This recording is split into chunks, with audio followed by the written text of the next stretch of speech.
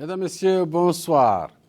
Restée en suspens depuis plusieurs années, la question de la dette du Koweït vis-à-vis de la Mauritanie a finalement fait l'objet d'un accord entre les deux pays. L'accord porte sur la restructuration de cette dette et l'annulation de 95% des intérêts accumulés sur plusieurs décennies et l'investissement direct dans des actifs présentant des opportunités d'investissement profitables aux deux pays.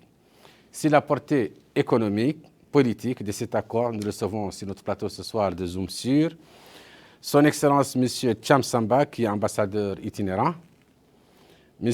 Mohamed Mokhtar Ould Mouna, qui est conseiller technique au ministère des Finances, et M. Mohamed Yahya Ould Mohamed Mustafa, qui est directeur de la programmation et de l'efficacité allocative des investissements au ministère des Affaires économiques et de la promotion des secteurs productifs. Bonsoir et bienvenue dans votre émission ce soir.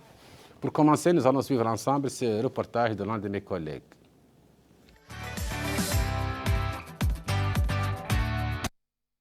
Dans les années 70, la Mauritanie en construction s'était engagée dans la voie du développement économique et social avec la réalisation de grands chantiers de développement dans les infrastructures de base, le développement agricole, mais aussi dans la phase de prise en main de ces ressources minières et la mise en place d'une organisation sous-régionale à même d'améliorer les conditions de vie des populations fortement éprouvées par le cycle de sécheresse et ses corollaires qui frappaient le Sahel. Tous ces projets et programmes qui nécessitaient d'importants financements avaient amené le pays à contracter des dettes auprès de ses partenaires, parmi lesquels le Koweït. 30 ans après, cette dette passive et ses intérêts cumulés ont affecté la confiance dans la capacité du pays à faire face à ses obligations. Aujourd'hui, l'État mauritanien a obtenu une restructuration de sa dette envers le Koweït et l'annulation de 95% des intérêts cumulés sur plus de 3 décennies. Cet accord entre la Mauritanie et l'État du Koweït est le résultat d'intenses efforts diplomatiques menés par le président de la République au niveau international en vue d'alléger les dettes des pays les plus pauvres et d'annuler la dette multilatérale.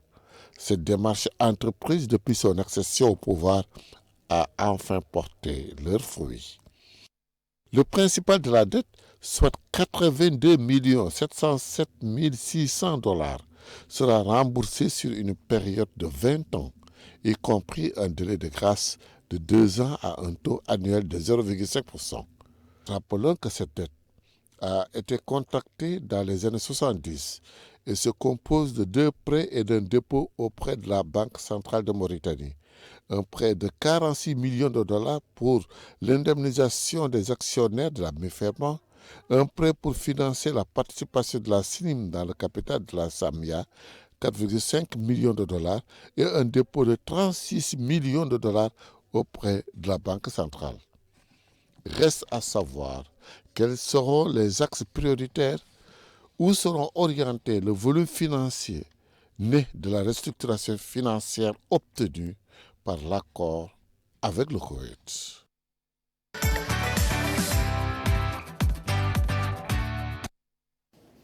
Merci donc Mamadou Gaye pour ce reportage qui est revenu sur cette dette et l'accord qui a été trouvé entre les deux pays. Pour commencer, Excellence, dites-nous c'est quoi une dette? C'est quoi une restructuration de la dette?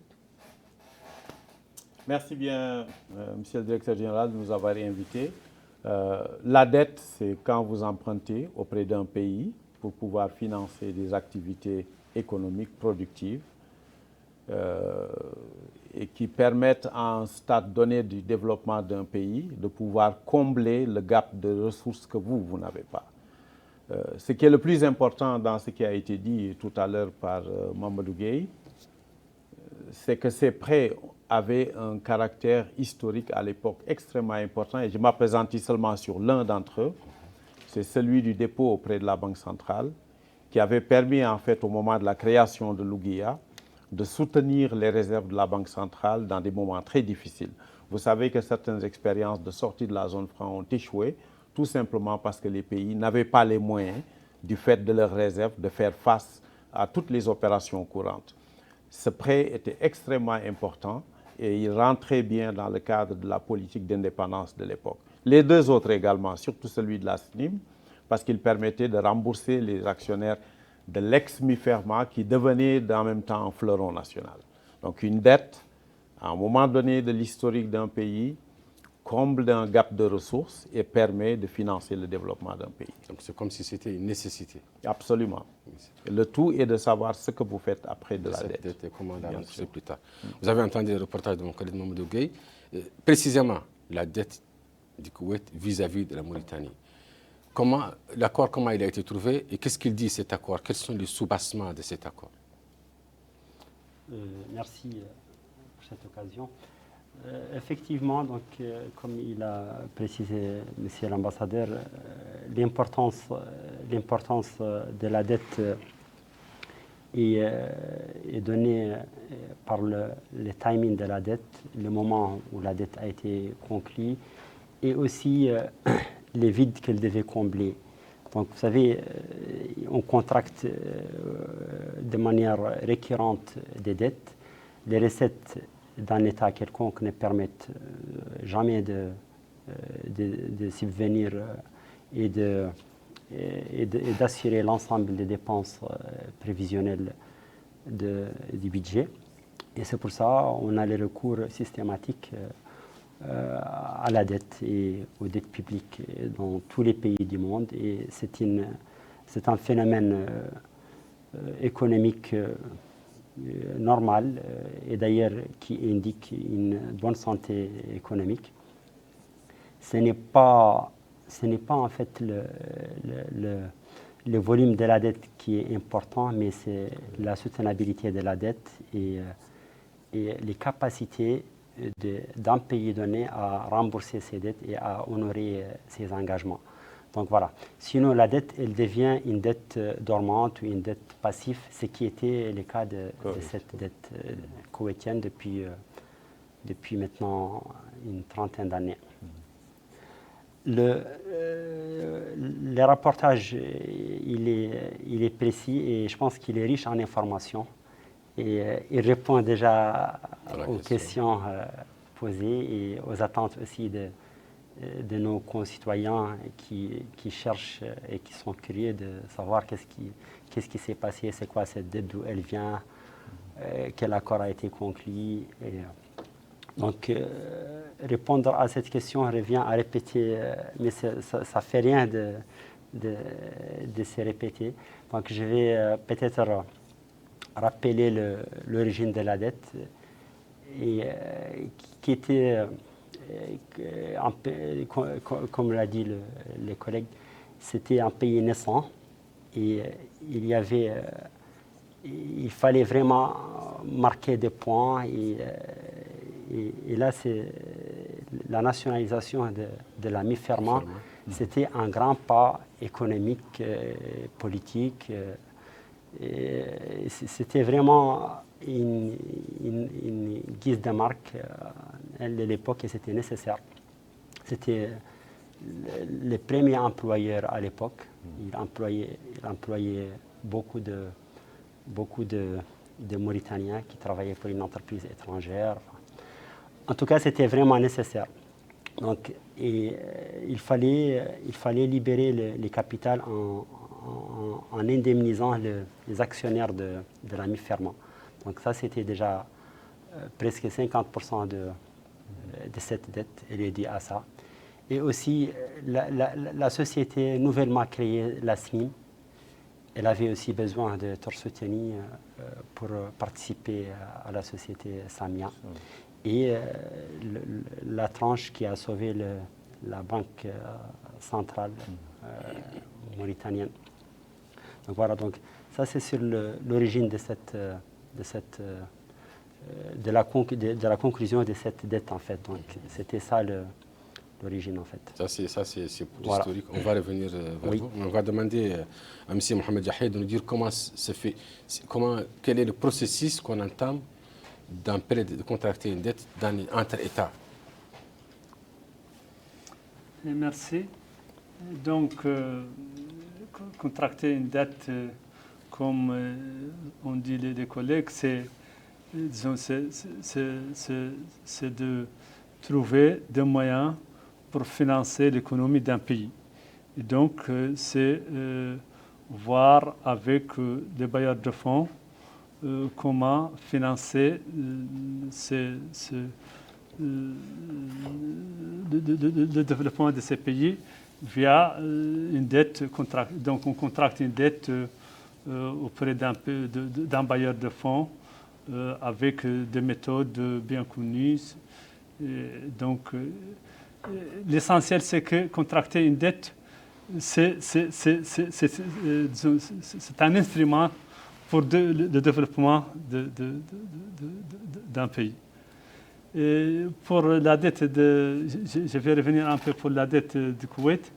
Je vais dire que toujours toutes les missions pour l'analyse de la viabilité de la dette, la première recommandation de toutes ces missions, c'est retrouver une résolution à ces problèmes qui demeurent depuis longtemps.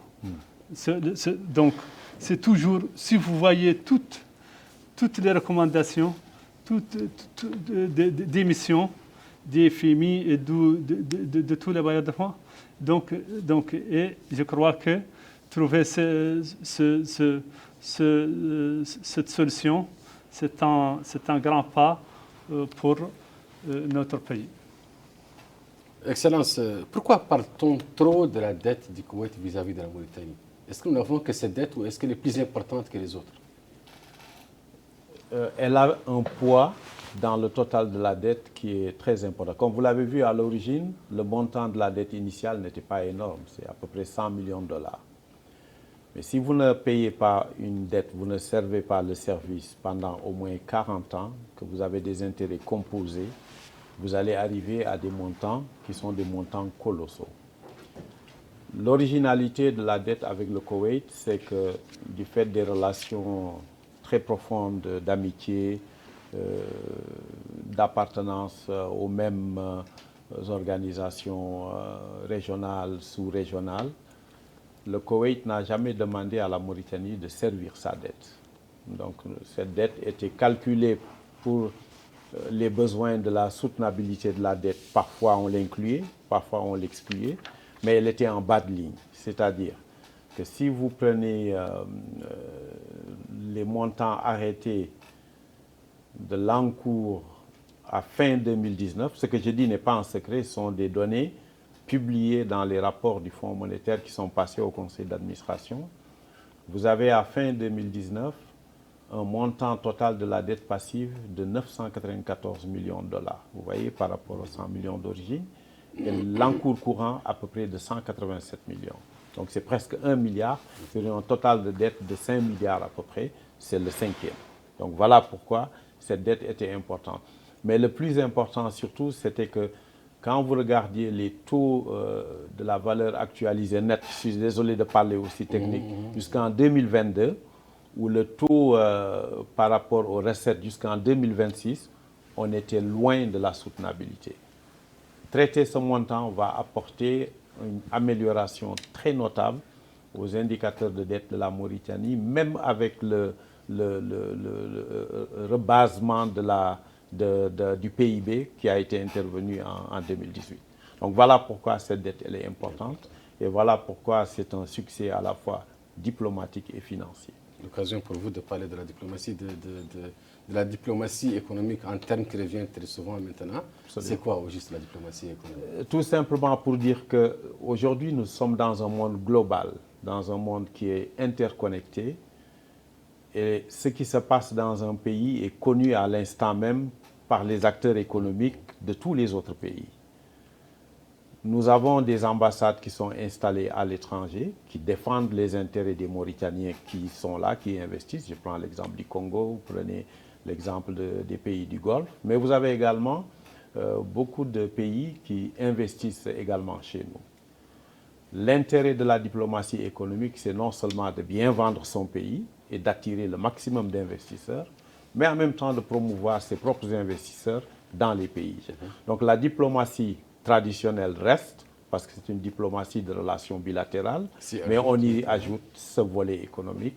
très important et qui nécessite d'ailleurs, comme je l'avais dit lors d'une conférence il n'y a pas longtemps, que dans nos ambassades, des services économiques et commerciaux soient créés pour pouvoir supporter cette politique de diplomatie économique. Monsieur le conseiller technique, j'appelle que vous, Monsieur Mohamed El-Mokhtar Boulmouna, est conseiller technique au ministère des Finances. Concrètement, à quoi en est-on arrivé? Qu'est-ce qu'on a conclu finalement? C'est quoi l'accord entre les deux pays? Très bien. Je voulais juste compléter ce que disait l'ambassadeur. C'est l'importance de cette dette et pourquoi on parle de cette dette. C'est une dette qui était dormante et qu'on appelle une dette passive, la dette passive du Koweït. Ça veut dire qu'il y a une dette active. Oui, voilà. Donc, c'est ce que je vais expliquer.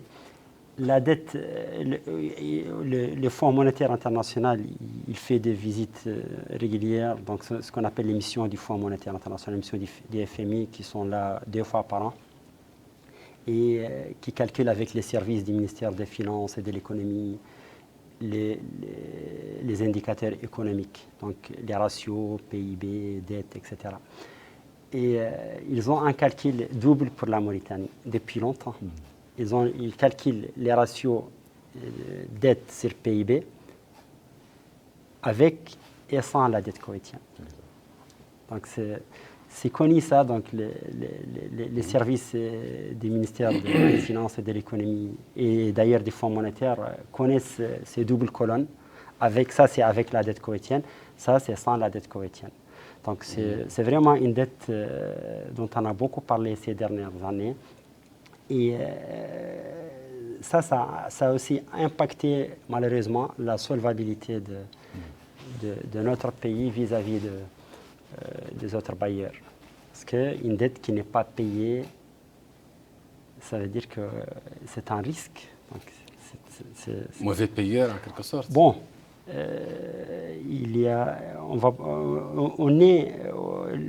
toutes nos dettes sont payées et les engagements financiers sont honorés. Maintenant, cette dette aussi, il faut dire que c'est une dette particulière parce qu'au début, elle était indexée au Libor, qui était stable les années 70 et qui a beaucoup fluctué les années 80, surtout depuis la crise de 82. Donc, ils deviennent pas très significatifs. Donc, voilà. Donc, c'est une dette qui a beaucoup transité. Et d'ailleurs, les anciens gouvernements ont tous essayé de trouver une solution qui satisfait les deux parties. Ça n'a jamais été conclu, sauf cette fois-ci. Cette fois-ci, je pense qu'au-delà des travaux de nous en tant que techniciens, je pense qu'il y a aussi une volonté politique qui est déterminée et qui a commencé et qui a parrainé en fait les travaux des techniciens. Et sans cette volonté, on ne serait pas arrivé à une telle conclusion.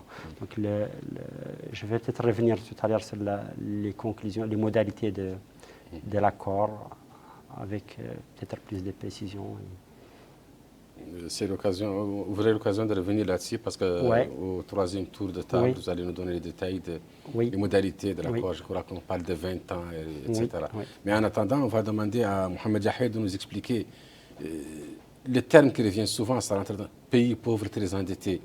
Cette histoire de PPTE, pays pauvres très endettés, est-ce que ce n'est pas à l'avantage des pays pauvres quand ils prennent des dettes? Est-ce que ce n'est pas à leur avantage? Quelquefois, disons, normalement, les pays ont pris des dettes pour leur développement. Et donc, ça veut dire que normalement, ils ne prennent qu'à ça pour le développement et non pour le hasard. Ça veut dire que la dette ont été prise pour financer un développement c'est présentation d'un projet ou de plusieurs projets, on présente un dossier qui est ficelé et en fonction de ça, on vous prête de l'argent. Oui, disons, pas obligatoirement. Ça veut dire que ça dépend de la cotation de ces pays et des relations. Et encore, est-ce que ces pays honorent régulièrement ses engagements. Comme a dit M. le conseiller, notre pays honore toujours ses engagements envers ses bailleurs de fonds. Et donc, c'est pour cela que nous contractons avec nos bailleurs sans problème, avec des prêts concessionnels dans la plupart des cas. Et donc, nous finançons notre développement avec ce genre de financement. Excellence, est-ce que le fait d'avoir trouvé un accord entre les deux pays n'est pas un avantage pour le nôtre afin de pouvoir montrer sa solvabilité vis-à-vis de la communauté internationale et de certains bailleurs de fonds? Non, absolument. Je crois que ces derniers mois, nous avons entendu le plaidoyer continu de son Excellence, Monsieur le Président de la République, qui appelait à l'annulation de la dette parce que la situation devenait intenable. Elle devenait intenable du fait même historique, la dette qui s'est beaucoup accrue après les PPTE, et je dirai un mot sur ça après, mais également de l'impact de la Covid qui a fortement impacté le niveau de collecte de recettes de tous les États, y compris chez nous, pendant qu'on devait en même temps maintenir un certain niveau de dépenses. Donc les États ont puisé vraiment dans leurs réserves et ont augmenté leurs dépenses de manière assez importante pour faire face aux effets de la pandémie. Il y avait un problème moral qui se posait. Est-ce que vous vous occupez de votre population ou vous payez votre dette? Est-ce que vous accumulez des arriérés ou vous laissez mourir la population? Je crois que le choix des dirigeants politiques est très clair. On sauve la population, quitte à régler les problèmes techniques après. Donc, arriver à cet accord est extrêmement important pour nous parce que c'est un pas, et comme je disais, c'est une victoire à la fois diplomatique et financière, mais elle laisse maintenant un volant très important de possibilités de se réendetter à de bonnes conditions. Vous savez, la différence, le Koweït va réduire le taux de la dette par rapport au PIB de manière significative en termes de pourcentage du PIB. Je parle peut-être, vous aurez un chiffre plus exact, on s'approche presque de 10% du PIB. Donc c'est quand même très, très, très important. Ce que je voulais simplement dire sur le PPTE, c'était un mécanisme qui est intervenu à un moment donné parce que malgré les différents rééchelonnements du Club de Paris, Toronto 33%, Londres je crois 50%, Naples 66%, les pays n'arrivaient quand même pas à se dépêtrer du fardeau de la dette. C'est pour ça qu'en 1996, il y a eu cette initiative qui a été entendue après les rencontres du Fonds monétaire, la Banque mondiale, etc. Pour dire, cette fois-ci, au lieu de traiter simplement le service de la dette ou partiellement, on va traiter le stock. Et donc la Mauritanie a bénéficié de manière très importante de deux aspects, à la fois sur le PPTE, 622 millions de dollars, et sur l'initiative de réduction multilatérale de la dette de presque 1 milliard sur le service de la dette. Donc le montant a permis vraiment de rabaisser le niveau de la dette et puis d'améliorer grandement les indicateurs. Bien entendu, comme on l'a dit tout à l'heure, le besoin de développement, le besoin de combler le gap à tout fait qu'on se réendette et qu'on arrive peut-être à des niveaux où il faut peut-être trouver d'autres solutions pour traiter la dette. Et cet accord avec le Koweït vient vraiment à point nommé. Concrètement, dans l'accord, qu'est-ce qu'il dit l'accord concrètement? Tout à fait. Ben, c'est ça. Effectivement, c'est inédit comme accord. Nous avons une annulation de 95% des intérêts de la dette. Des intérêts. Oui, 95%, c'est du jamais vu. L'initiative des pays les plus pauvres, c'était 60% et 67%, pardon. Voilà. Et l'initiative de l'annulation multilatérale, c'était aussi, en 2006, c'était de 90%, mais jamais 95%. Ça, c'est la première fois. Et l'autre avantage est que les 5% qui restent, c'est en fait, il ne faut pas l'avoir comme dette, c'est plus une attirance d'un nouvel investisseur qui n'investissait pas en Mauritanie. En Mauritanie, nous avons les fonds koweïtiens qui investissaient. Nous avons la BID aussi, le Koweït investit à travers la BID. Donc, je parle sous le contrôle de Mohamed Yahya ici présent, le directeur du PIP. Et là, ces 5% vont être financés par des investissements de l'autorité koweïtienne de l'investissement, qui n'a jamais investi en Mauritanie. Donc c'est en fait une nouvelle opportunité qui s'ouvre pour les pays. Et ça, c'est très important en fait. On n'est plus en train de rembourser une dette, mais on est en train d'attirer un nouvel investisseur qui n'investissait pas auparavant chez nous. Et ça va se préciser. Les secteurs dans lesquels les investissements vont être orientés vont être précisés prochainement, rapidement, Inch'Allah. Donc voilà. Et en termes de paiement, donc c'est un paiement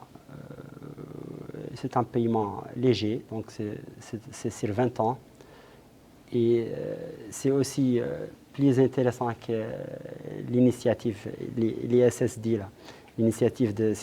on ne paye pas pendant 2 ans, on ne paye pas. Donc pendant 2 ans, il n'y a pas de paiement. C'est à partir de la 3e année que le paiement commence. Et c'est étalé sur 20 ans. Donc je pense qu'un montant comme ça, sur 20 ans, c'est jouable. Je voulais dire simplement que c'est très concessionnel comme condition, parce que 0,5% avec 2 ans de différé sur 20 ans, c'est extraordinaire. Ouais. On va revenir un peu sur ce que disait, c'est la conférence de presse conjointe des ministres au cours, juste pour annoncer l'accord entre la Mauritanie et le Koweït.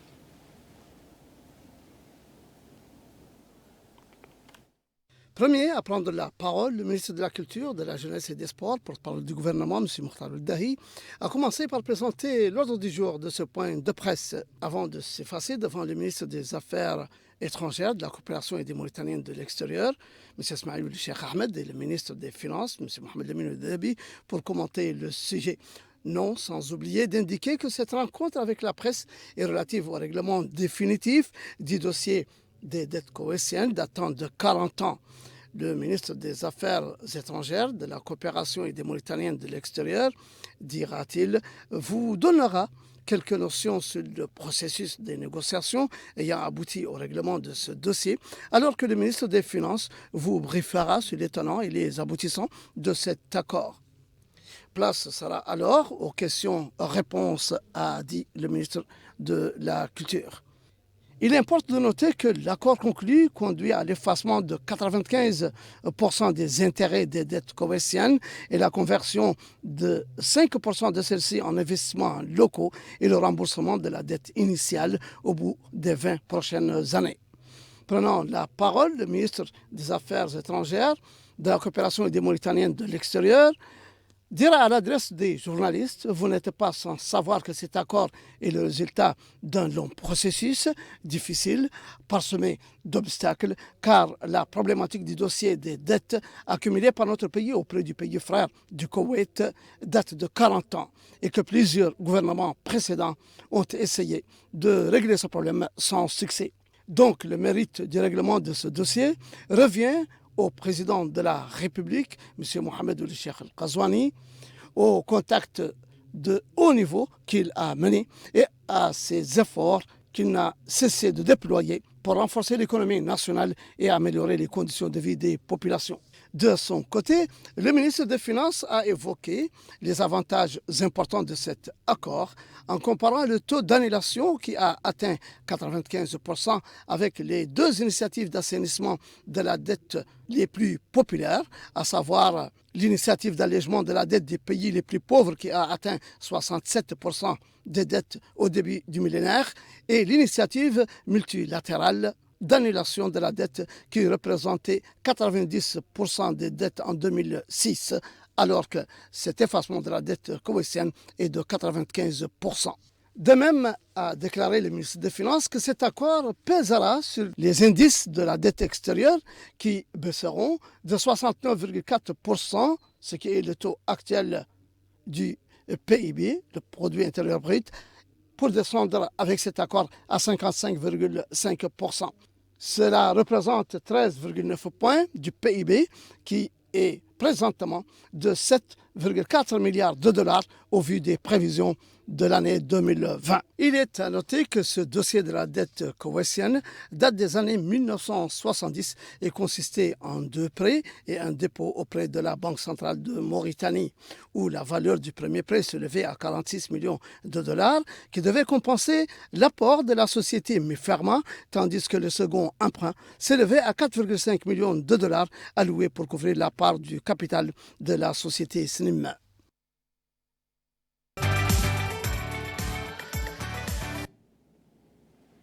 Monsieur Mohamed Jahia, vous pouvez revenir sur le volume de la dette. Est-ce qu'on peut avoir une idée?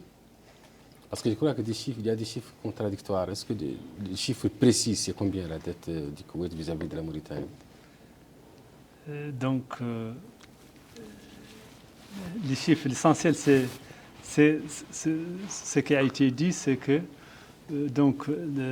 la dette passive du Koweït représente environ 19% de la dette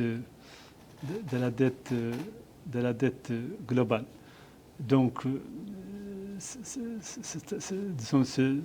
pourcentage, et le reste de la dette est donc réparti entre des bailleurs de fonds multilatéraux et des bailleurs de fonds bilatéraux.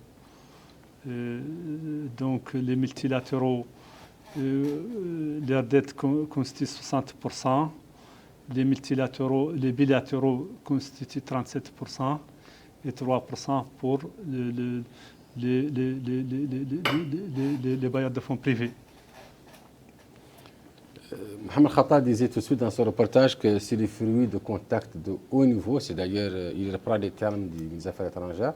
La question que je me pose, c'est quel est le rôle des affaires étrangères ici? Qu'est-ce qu'il fait ici? Moi, expliquer sa présence et le fait qu'il soit présent à la conférence de presse, c'est pour donner un aspect diplomatique à l'effort entre les deux pays. Non, je crois que le travail est un travail collégial du gouvernement.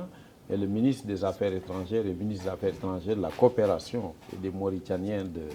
Donc le volet coopération est un volet extrêmement. La répartition des tâches, je ne suis pas je ne sais pas si c'est constitutionnaliste mais ce que je voulais simplement dire, c'est une synergie collective. Et au-dessus de cette synergie collective, il y a l'action de son Excellence, Monsieur le Président de la République. Donc la présence aussi bien du ministre des Affaires étrangères que du ministre des Finances est tout à fait justifiée dans le cadre de... Et vous savez que les deux ministres se sont déplacés au Koweït, pas une fois, pour faire le travail de base et préparer les dossiers dès le départ pour arriver à cet accord-là qui est aujourd'hui commenté. Donc ce n'est pas seulement une affaire économique, ce n'est pas seulement une affaire financière, c'est aussi une affaire de coopération, de diplomatie. Absolument. Parce que les relations entre les deux pays, on en parle très souvent, c'est des relations très profondes et historiques. Voilà. Ça. Et mon collègue me disait, il disait tout de suite dans ce reportage qu'il y a des contacts de haut niveau. Pouvez-vous nous en donner quelques-uns? Je crois que nous avons l'exemple concret devant nous. Comme je vous ai dit, le ministre des Finances, le ministre des Affaires étrangères se sont déplacés pour voir leurs homologues du Koweït. Et très certainement, je n'étais pas là, mais ces questions ont été discutées. Et vous savez qu'il y a des contacts qui se font... Il y a eu des missions. Des missions et des contacts qui se font de manière tout à fait, je dirais, au téléphone ou par envoi de messages entre les dirigeants au plus haut sommet de ces deux pays. Et toutes ces questions sont traitées. Et d'ailleurs, plus vous les traitez en sourdine sans donner l'occasion de commenter et de spéculer, plus vous accroissez vos chances de réussite. On va demander au conseiller technique, 5% du service de la dette vont être investis dans des actifs présentant des opportunités d'investissement profitables. Est-ce qu'on peut avoir une idée? Ou ce n'est pas encore...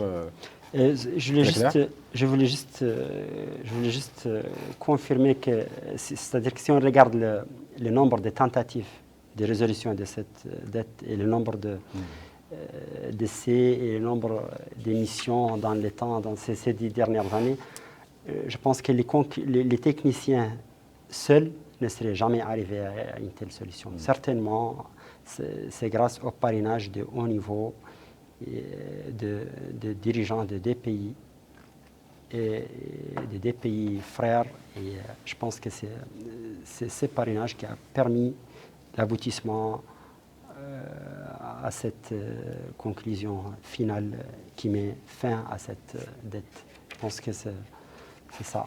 Exact. Donc, je disais tout à l'heure que les 5% qui restent, on peut ne plus le voir comme une dette parce que c'est un investissement de l'autorité koweïtienne et qui va choisir les secteurs dans lesquels elle va investir. Donc c'est une négociation technique, purement technique. Donc ça dépendra de la conjoncture économique du pays, de la région. Et en fonction de ça, les investissements seront orientés. C'est ça. Oui. Allez-y. Oui, je voulais seulement ajouter pour ce 5%, ça représente une enveloppe très importante pour les investissements. Parce que, donc, au lieu qu'on cherche le financement de cette enveloppe auprès d'autres bailleurs de fonds, donc on a trouvé un bailleur de fonds prêt à financer. Et comme a dit monsieur le conseiller, donc on aura plus d'avantages en introduisant un nouveau bailleur de fonds qui est l'autorité d'investissement du Koweït à investir en Mauritanie. Et certainement, ça va ouvrir de nouvelles opportunités à qu'ils financent chez nous d'autres, de nouveaux projets. Donc, pour nous, qui nous sommes un peu intéressés de l'investissement, on considère que ce 5% représente un montant très important pour l'inclure dans notre portefeuille de projets d'investissement pour les années à venir. Excellence, le président de la République, Mohamed Cheikh Ghazouani, a demandé à plusieurs reprises, il a lancé un appel à plusieurs reprises pour demander l'annulation de la dette des pays du Sahel. Comment expliquez-vous cet appel récurrent? À chaque occasion, il demande l'annulation. On a même remarqué que le G5 a procédé à l'annulation de la dette des pays comme la Zambie, le Tchad, l'Éthiopie. Est-ce qu'on peut dire que la Mauritanie a espoir? Vous savez, cet appel est un appel collectif de l'ensemble des pays. Comme je l'ai dit, l'évolution de la dette a été telle qu'après l'allègement qui a été obtenu par le PPT et par le MDRI, nos pays souffraient d'un gap infrastructurel tellement important qu'on ne pouvait pas simplement croiser les bras et attendre. Donc il a fallu s'endetter pour de bonnes raisons. Mais la conjoncture économique internationale, avec les crises que vous avez connues, dont la dernière, la Covid, ont impacté négativement beaucoup de pays, qui font de telle sorte, comme je le disais tout à l'heure, qu'il y avait presque un dilemme moral à ou servir la dette ou s'occuper du développement de son pays. Mais le niveau de l'endettement était tel et le niveau du développement économique des recettes, vous avez beaucoup de pays qui ont connu une croissance négative pendant la période de la Covid, la dette devenait insoutenable. Et ce n'est pas le cas de la Mauritanie seulement. Donc cet appel, et je crois que le G5, pour beaucoup de raisons, la communauté d'intérêt, la similarité, le fait qu'il y a cette action très importante de lutte contre le terrorisme, sont des éléments et des atouts qui pouvaient être mis sur la table pour le plaidoyer. Donc, moi, je suis tout à fait heureux que cet appel ait été fait, qu'il continue d'être fait. Et vous savez, nous avons maintenant une dette nouvelle qui est celle des prêteurs émergents, que sont la Chine et l'Inde, et qui est quand même relativement importante, moins dans le cas de la Mauritanie que dans d'autres pays, mais elle reste quand même relativement importante. Et cet appel doit continuer, ce plaidoyer doit continuer jusqu'à ce qu'on arrive, je l'espère, à un autre traitement important du stock de la dette, pas seulement du service de la dette.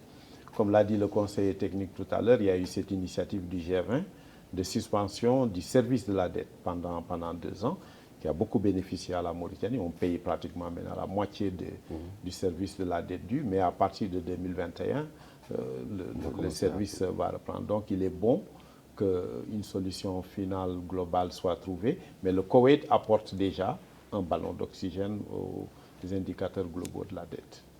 Le Koweït déjà apporte. La dette de la Mauritanie est-elle devenue soutenable après cet accord? Oui, la dette de la Mauritanie est soutenable, alhamdulillah. Elle est soutenable, alhamdulillah. Et tout à l'heure, l'ambassadeur parlait du rebasement du PIB.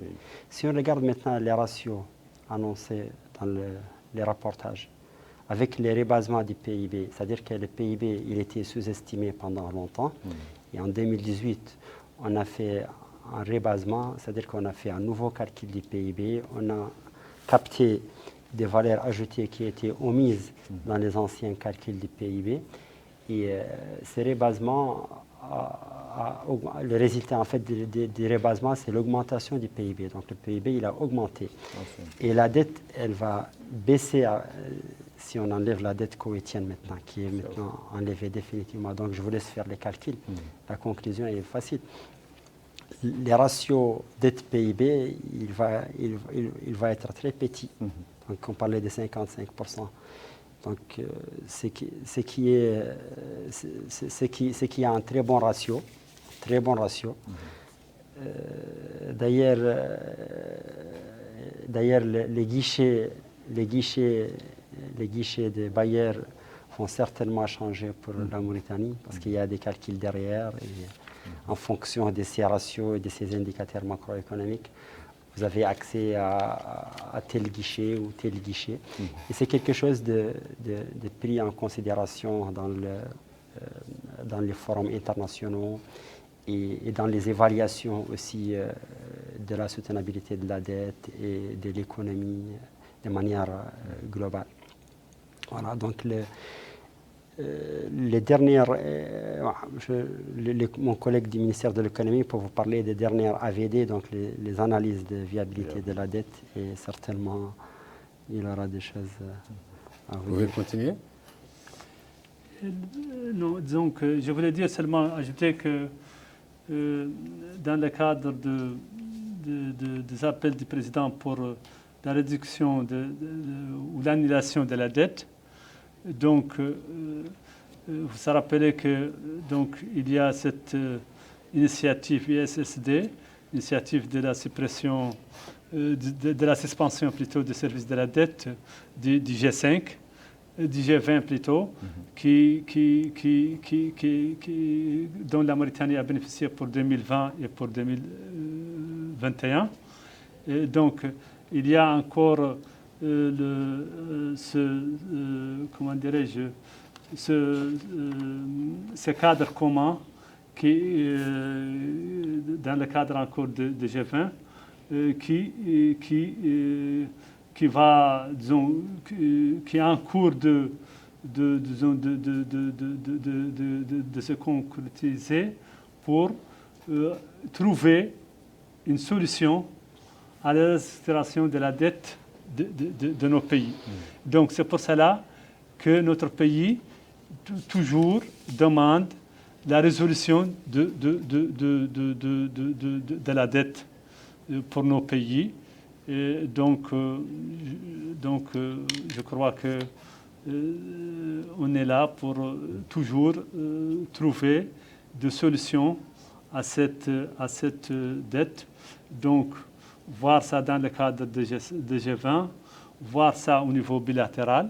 Donc, certainement, avec cette annulation de la dette ou ce règlement avec le Koweït, ça va nous donner plus de souffle et certainement, on va continuer. On va faire disons, notre plaidoyer au niveau d'autres bailleurs de fonds arabes qui englobe un pourcentage très important de notre dette. Excellence, allez-y. Je voulais juste rajouter un point très important sur ce qu'a dit le Conseil technique, sur nous allons peut-être devenir un nouveau guichet pour de nouveaux bailleurs.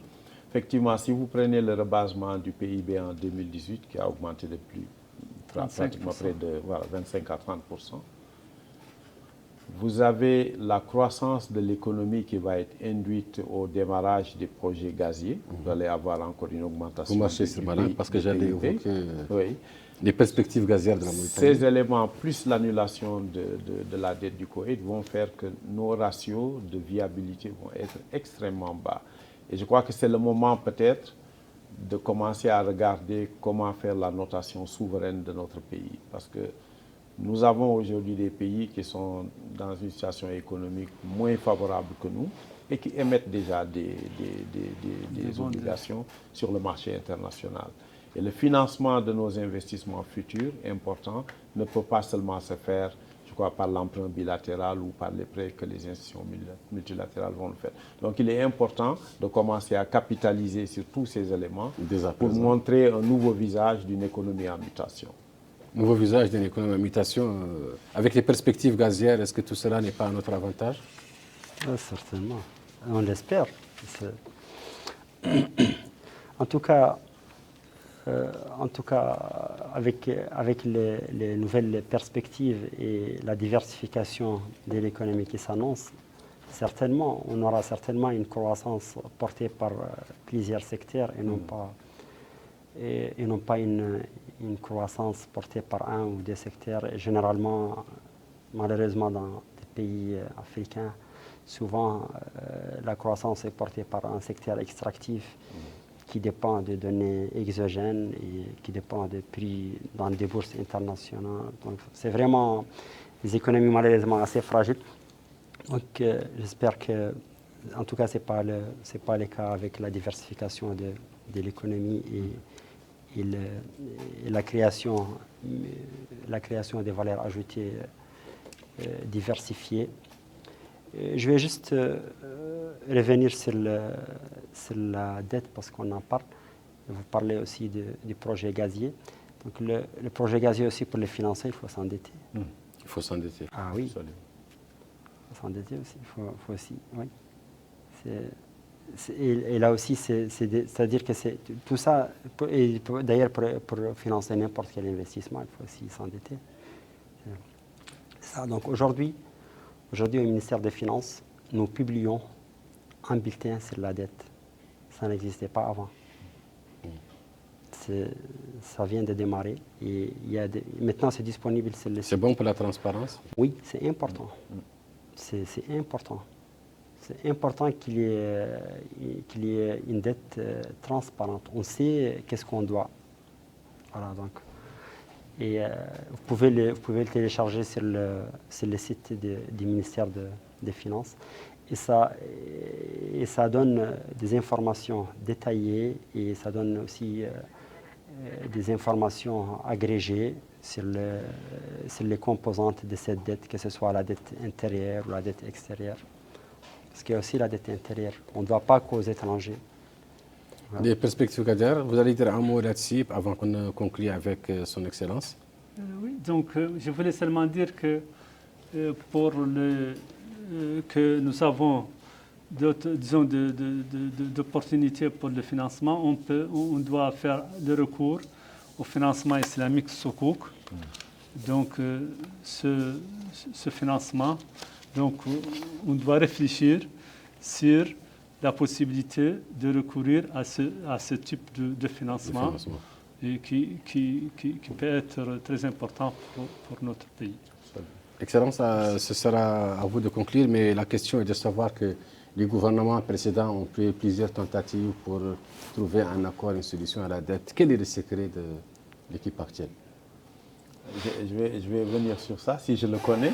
Mais ce que je voulais seulement dire, tout à l'heure, vous avez dit, c'est vrai, il faut s'endetter même pour financer le projet gazier. Mais l'endettement lui-même n'est pas un problème, sous réserve qu'il soit entouré des conditions adéquates d'un projet bien étudié, rentable et qui autogénère les ressources pour se rembourser. Vous savez, aujourd'hui, dans la dette, on parle moins de la SNIM parce que la SNIM a la capacité de générer ses propres ressources. Je crois que si je devais donner une seule réponse pour le secret, je dirais la crédibilité.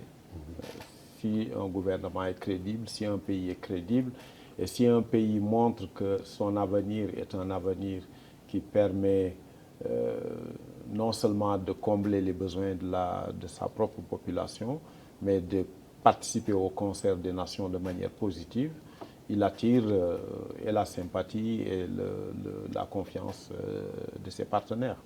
Voilà. Moi, ce que je voulais seulement dire, peut-être pour conclure, c'est que moi, je suis doublement satisfait. Moi, je suis rentré à la Banque centrale, c'est mon premier poste, comme économiste à la direction des études, et on commençait déjà à parler de la dette koweïtienne, parce que ma thèse de doctorat a porté sur l'Ouguia, la sortie de la zone franc. Donc cette question a été au cœur de voir aujourd'hui qu'après quelques décennies, cette question-là, elle est résolue. C'est extrêmement satisfaisant. D'autre part, j'ai passé près de 25 ans au niveau du Fonds monétaire et en lisant les rapports du Fonds de manière lancinante, la question de la dette koweïtienne. Maintenant, on va voir peut-être un aspect beaucoup plus positif de traitement de la question koweïtienne dans les rapports avec le Fonds, parce que c'est une épine qui nous sort du pied. Ce sera donc le mot de la fin. Je rappelle que mon invité était son Excellence M. Cham Samba, ambassadeur itinérant, et M. Mohamed Mokhtar Ould-Mouna, qui est conseiller technique au ministère des Finances, M. Mohamed Yahya Ould-Mohamed Mustafa, directeur de la programmation et de l'efficacité allocative des investissements au ministère des Affaires économiques et de la promotion des secteurs productifs. Je vous remercie d'avoir participé à cette émission de Zoom sur la deuxième que j'anime. La semaine prochaine, vous serez en compagnie de Adaï. D'ici là, restez à suivre les émissions de la télévision El Mauritania. Merci. Merci.